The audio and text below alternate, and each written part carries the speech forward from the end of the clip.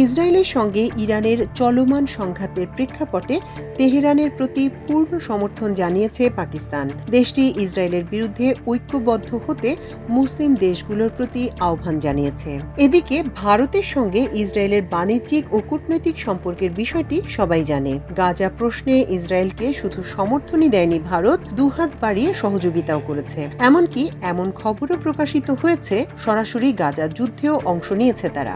ইরানের সঙ্গে ইসরায়েলের সংঘাতের ক্ষেত্রেও একই পরিস্থিতি দেখা যাচ্ছে। বিষয়টি নিয়ে ইসরায়েলি প্রধানমন্ত্রী বেনিয়ামিন নেতানিয়াহুর সঙ্গে ফোনেও কথা বলেছেন ভারতের প্রধানমন্ত্রী নরেন্দ্র মোদী। এদিকে ভারতের প্রধান বিরোধী দল কংগ্রেসের নেত্রী প্রিয়াঙ্কা গান্ধী গত শনিবার তার এক্স হ্যান্ডেলে দেয়া এক পোস্টে একই দাবি করেন। তিনি বলেন, যখন বেনিয়ামিন নেতানিয়াহু একটি পুরো জাতিকে ধ্বংস করে দিচ্ছে, তখন ভারত কেবল নীরব সমর্থকই থাকছে না, বরং ইসরায়েলের ইরানের হামলা এবং দেশটির শীর্ষ নেতৃত্বকে হত্যার ঘটনাকে সমর্থন দিয়ে ইসরায়েলকে উৎসাহিত করছে।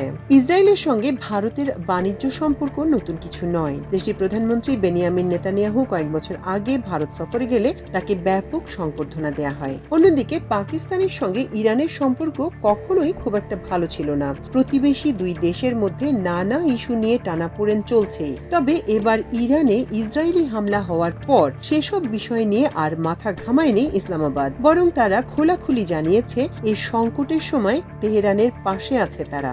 আল জাজিরার খবরে বলা হয়, পাকিস্তানের প্রতিরক্ষা মন্ত্রী খাজা আসিফ দেশটির পার্লামেন্টে বলেছেন, পাকিস্তান ইরানের পাশে আছে। ইরানের স্বার্থ রক্ষায় প্রতিটি আন্তর্জাতিক ফোরামে সহযোগিতা করবে পাকিস্তান। তিনি আরো বলেন, ইরান, ইয়েমেন ও ফিলিস্তিনকে টার্গেট করেছে ইসরায়েল। মুসলিম দেশগুলো এখনই যদি এক না হয়, তাহলে সবার পরিণতি একই হবে। খাজা আসিফ সব মুসলিম দেশকে ইসরায়েলের সঙ্গে তাৎক্ষণিকভাবে সম্পর্ক ছিন্ন করার আহ্বান জানান এবং একটি জরুরি ওআইসি বৈঠক ডেকে সমন্বিত কৌশল নির্ধারণের আহ্বান জানান তিনি বলেন, পাকিস্তানের সঙ্গে ইরানের গভীর সম্পর্ক রয়েছে এবং এই কঠিন সময় ইসলামাবাদ তেহরানের পাশে আছে। এদিকে পাকিস্তানের উপপ্রধানমন্ত্রী ও পররাষ্ট্রমন্ত্রী ইসহাক দার ইরানে ইসরায়েলি হামলাকে ইরানের সার্বভৌমত্বের নির্লজ্জ লঙ্ঘন বলে মন্তব্য করেছেন। পাকিস্তান ও ইরানের মধ্যে 750 কিলোমিটার সীমান্ত রয়েছে।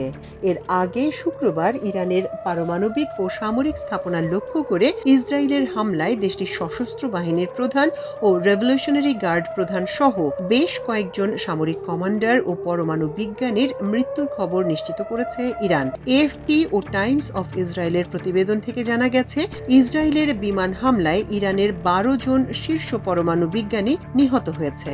শনিবার এক বিবৃতিতে ইসরায়েলের সেনাবাহিনী দাবি করে অন্তত 9 জন শীর্ষ পরমাণু বিজ্ঞানী নিহত হয়েছে। এছাড়া এর আগে ইরানের রাষ্ট্রায়ত্ত টেলিভিশনে নতুন হামলায় আরও 3 বিজ্ঞানী নিহতের খবর প্রচার করা হয়। এছাড়া এর আগে ইরানের রাষ্ট্রায়ত্ত টেলিভিশনে নতুন হামলায় আরও 3 পরমাণু বিজ্ঞানী নিহত হয়েছে বলে খবর প্রচার করা হয়। ইসরায়েলের শুক্রবারের হামলার পর পাল্টা হামলা শুরু করে ইরানও। পাশাপাশি ইরানের রাষ্ট্রায়ত্ত মিডিয়া দাবি করেছে যে ইরান ইসরায়েলের অন্তত 2টি যুদ্ধ বিমান ভূপাতিত করেছে।